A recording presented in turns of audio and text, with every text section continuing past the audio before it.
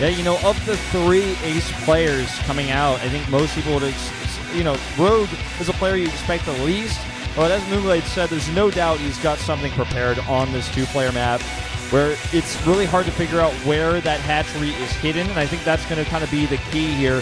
Where is he putting his hatchery? If he's got something else planned, that could be the case too. He might have a double Roach Warren, burrow movement type play. Yeah, it could be some sort of timing to take a pot here, because here he certainly is, well, there you go. I'm sorry, I play Zerg, what can I say?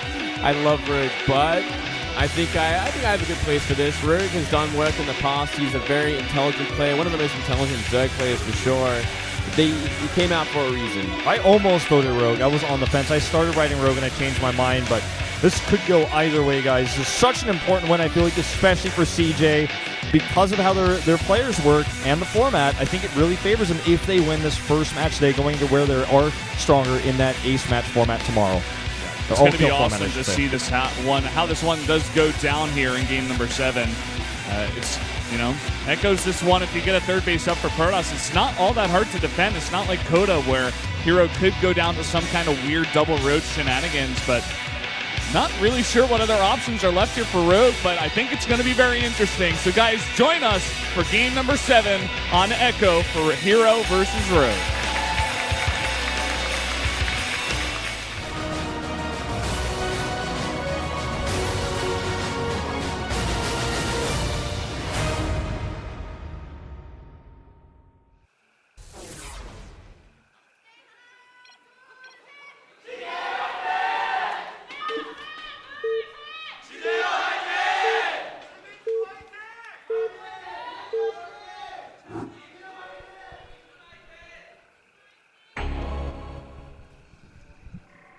Up here in the top left in the yellow for CJ Entis, the Protoss player. He's back. It is Hero. And our Zerg to the bottom right is Rogue, Jin Air's ace player, no doubt with a specific plan for the map. Victory. Victory. Where'd the V go? Oh, he's because he's got the V with the Thunder Sticks. Well, there you go. So that took me a little minute to figure out. Well, I wonder what Rogue has planned, because it must be that he has something interesting planned for it, or he must understand what he has to do against someone like Hero. Hero is certainly not a player that deviates too much in terms of builds. He's no SOS. He's very stuck in his ways until it stops working. So I think that comes into play as well.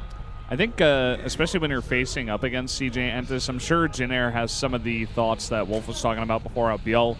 He's gone down in 3 finals now. He's probably not in his best mindset. He comes in, he loses. He's not really the player you need to prepare for. It's going to be Hero. So Hero gets Symbol in the draw, and maybe they're like, okay, well, Symbol's not really going to be able to come out and do some big snipe build. Maybe he did have something planned with that weird hatchery placement on Terraform, but I think this is really, as we have been saying a lot here, Rogue is coming out as kind of a sniper for Hero if it does come down to this kind of ace match.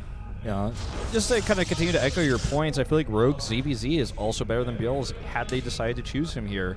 And Rogue's also, one of those players that's just really good at dealing with basically any sort of Terran style right now, and CJ just doesn't have a Terran player to send at Rogue, so I think this is definitely planned. We're seeing both players go super eco mode here, which I did not expect. We even see a Nexus first into Gateway from Hero, and we're going to see double hatch before pool here for Rogue. That's like the perfect choice for Rogue as well in this situation. He made the right call there, and he ain't going to be paying for it. No Zealot Cannon Rush this time. This is almost like Rogue is just trying to say, like, yeah, I could have beaten you in the finals if it was me. Like, he wants to just show a straight-up macro game, which is not what I expected. No, we don't know what's going to happen in the mid-game. We could see some sort of crazy Roach push with burrow movement or an early Hydralisk attack. Anything is possible, but so far, just keeping it standard. Not what I expected. I expect to see some sort of hidden hatchery, maybe even an early pool. Yeah, there's still potential for something in the future there, whether it be a timing and denial of the third base, or even just simply going late game. He goes into the Viper style, and maybe he goes Ultras. He's a player that can do it all, so it's just about what was his plan for this map. See the counterplay here versus the probe. He's actually basically doing the same thing the probe is doing, so he's Yeah. actually forced the probe now to mine the minerals, and now it can't harass anymore. Rogue was responding to that very well, in fact. You know, not losing his double stack there on the minerals, kind of a very small part of StarCraft that sometimes you don't get to see at the highest level. Well, that's why it's funny, because a lot of people really put a lot of effort into this harass, but I feel like for the defender it's even easier because you're at your base where you're making all your other structures while you're defending it. Anyway, he forces the probe off. He's getting a sentry early on, Hero is, and he's chronoing that out, so he's going to have that energy build up very early. It's kind of interesting. Something we used to see a lot in the past against very fast 3-base into pull out of Zerg was actually 4-gate pressure, at least some kind of pressure. You get some sentries out pretty early, get some force field energy, and then you go for a push. The alternative is using the sentries to take a fast 3rd base, and with that forge coming down, I think that might be what he's planning. I worry for Hero, though, if he's just going to do this cookie cutter, go into 3rd base, +2 Blink Stalkers. Scouted instantly as well, and he sees the sentries. Yeah, it's a very basic. I guess it's faster and safer. Oh, I wouldn't argue actually safer, but it's faster because you are just simply focusing on gateway. You're not investing in a Stargate and Oracles to kind of harass and deny while you do take it. So it's going to go down this early. That's a 6-minute Nexus. That's about as fast as you're going to get it as a Protoss player. 11 drones coming up for Rogue as well, who hides the fact that he saw this because he only he saw with the Overlord, then turned it around instantly. So the Forge that was still building did not have vision of the Overlord. So Hero has no idea that his entire plan is known. It's just like a resource race right now, and that's all there is to it. Hero being the one that's taken a chance, Rogue the one that identified it, and is now reacting to it very appropriately. In this fashion, at least, he could either be aggressive or he could just take the extreme greed. Nothing in between. Yeah, exactly. Rogue is going to get up to 60 drones here in about 7.5 minutes. It's going to be something ridiculous. He's going to have a 3-base saturated economy out so fast to the point where he's going to have a huge follow-up behind it. Yeah, this is the worry always for Hero. He's just doing a build like this, where it's the same build you do every game. There's a Twilight Council, going to be Blink. I'm going to see +2. I mean, we've seen this a dime a dozen. This is just the dime a dozen build we see from Hero. Like, he's like, oh yeah, it's a Zerg. I'll do this on this map. It's safe. It's good. Almost if he's playing a ladder game. But Rogue definitely has a plan for this because this is the type of play we see out of Hero, like I said, almost every time. Yeah, he's certainly put himself in a very powerful place. Droning this hard, getting all his gases up and running. He's up about 15 drones right now, and he's just going through the motions, and I'm sure he's going to be aiming for Hydras eventually, which is probably the most important unit you want in the mid-game against this kind of style. Notice how he got that Roach Warren up, but he didn't make a single Roach. He was just getting it, maybe if there is some kind of follow-up here, I'm going to need that just for safety. Can mix in some Roaches into my composition a bit later if I do want to, but now he's just making straight-up Lings, and I do agree with your Moonglade here. I think he is going to go for those Hydras once that lair finishes up. Yeah, look at that also. +1 melee, +1 ranged on the way. No carapace. Yeah, I think he's kind of hoping that the Hydras get the damage done, and then he's going to transition into Ultras in the late game. A lot of Lings out here. Oh, yeah. I don't know if it's the right choice for this build there, because +1's been done for a long time. Definitely going to be tough to find any sort of damage with these Lings. Even baiting out Force Fields isn't something Hero's worried about right now. There's the Hydralist then, fairly late. I do like all the points you're making about the safety Roach Warren as well, Valdez, because we could have seen Hero do an empty 3rd base with like a ton of gateways with the sentries he already built.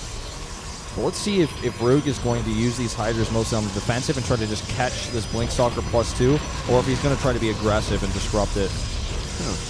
Missed placement there. Probes can't transfer.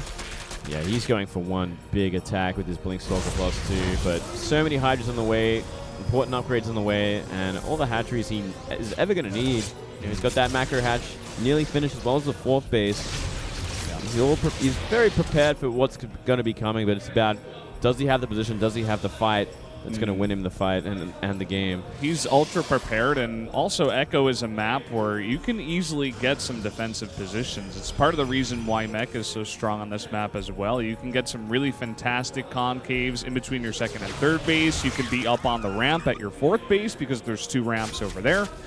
There's a lot of space also up on this kind of middle diamond to get your Lings around and maybe go for some type of surround play. So far I'm really liking Rogue's position. I think he should be able to hold this off. I think so too. I mean, if you look at the way he's got these upgrades as well, he's going to keep his Lings separate from the Hydras. The Hydras are going to fire over the forces. The Lings are going to come around the back for the Stalkers. They're going to force out some early force fields here as well if he can. He's just buying time with that incredible economy he has. Now, I like the Zealot drop because that's not what Hero normally does. Oh, man, he's going for a surround here. He might just have to recall, and this is terrible. His entire attack, his entire strategy hinged on that push. Yeah, the War Prism there. Going to buy some time at least. It's going to force the entire army back so he cannot go for a counterattack, cannot apply the pressure while the transition to Storm and Immortals begins. Zealot's in a decent position here. They will get traded out versus those Lings.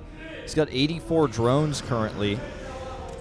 And this is as stereotypical Hero as it gets. So we're going to see Baneling speed drops. Overlord speed as well. He's like, I love this. This is great. this is a bit out there. This is a bit expensive, though. He has not simply won the game just by that push being a recall. No, you just need to be careful still. He's still got the army that can crush this. It's about finding a way in past those force fields and maybe stopping the recall. Oh, here we go again. Oh, man, he's just going to surround once again. There's so many Hydras here that force fields will not save him. Oh, so close. A few Stalkers get caught as well. And he's got to wait now if he wants to go for a recall play again, because every single time he comes out on the map, he gets surrounded and outmaneuvered by Rogue. It's actually going to be Archons, no Storm in this mix, which I'm kind of surprised about and a little worried for Hero. I really like the Banelings are going to be perfect for this. Sure, and the answer to Archons oftentimes is just simply Hydras, because they have such poor range that the Hydras can burst them down before they can actually get into the range of the Hydralisk. He keeps showing Colossi, but I don't think that he believes it for a second. Oh my god. 47 Banelings 50, on the way. 59, 60. Well, is he going to get them up in time before this army comes across the map? They're marching pretty fast. Looks like he will. Baneling speed's going to finish perfectly in time as well. Plus one armor. Drop, is it ready? 13 seconds, he needs more time. I don't think Hero has any idea this is coming. No okay, recall. No recall as well. Oh my god. This could be crazy. Okay, it's done. It's time to load those Banelings up into the Overlords. Here we go. There's not a ton of Stalkers in this army, and here comes the fight. Forces block out most. Oh, still Banelings are getting in from the front. And the Banelings are rolling in at the same time and being dropped down. That's going to be the entire army of Hero going down almost immediately in a really crazy play out of Rogue. As the Stalkers blink back, every Zealot and Sentry died instantly. The Hydra's doing damage over the force fields at the same time. We have never seen a Protoss Death Ball die so fast and so beautifully. Yeah, that was really perfectly executed, and it's not stopped now. Baneling drops, 15 probes go down, and here comes the second one. Hero has not seen it. There's the pull, but there's speed on these Banelings. Oh, man. Even if he escapes those probes. He just saves the Baneling. He's like, drop him, drop him. Oh, wow. Well, he's doing circles around here right now, but look at this, a counterattack with Zealots.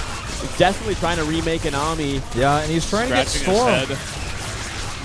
Well, I mean, to be honest, like, I'm going to be the one to say it. I feel like everyone's thinking it. Heroes PVZ is insanely predictable. You know, as soon as I saw that Forge coming up, I was like, all right, he's just going to do a Blink Stalker +2. We've seen him do it a million times. He almost does nothing else but this in this matchup. We saw him actually with some of his most versatility actually versus his teammate Bjell in the finals, possibly because they are teammates, but Rogue is just shutting him down at every turn. And we're going to see a fiery finish here to day one in just a second. An with explosive one, if you will, Wolf. Sure. And, yeah, I definitely agree with you. I mean, that's part of the reason why Hero got figured out for about 3 weeks in PvT. It's because he used to do the same thing all the time. Just go for that Twilight, just sit back and be very passive, and then the Terran would just take a very early third command center and get just so far ahead. And we're seeing the same thing here. Biggest problem as well is he never went for Storm when it mattered. Storm would have been a perfect choice to at least deal with the ground army while he microed back against the Overlords.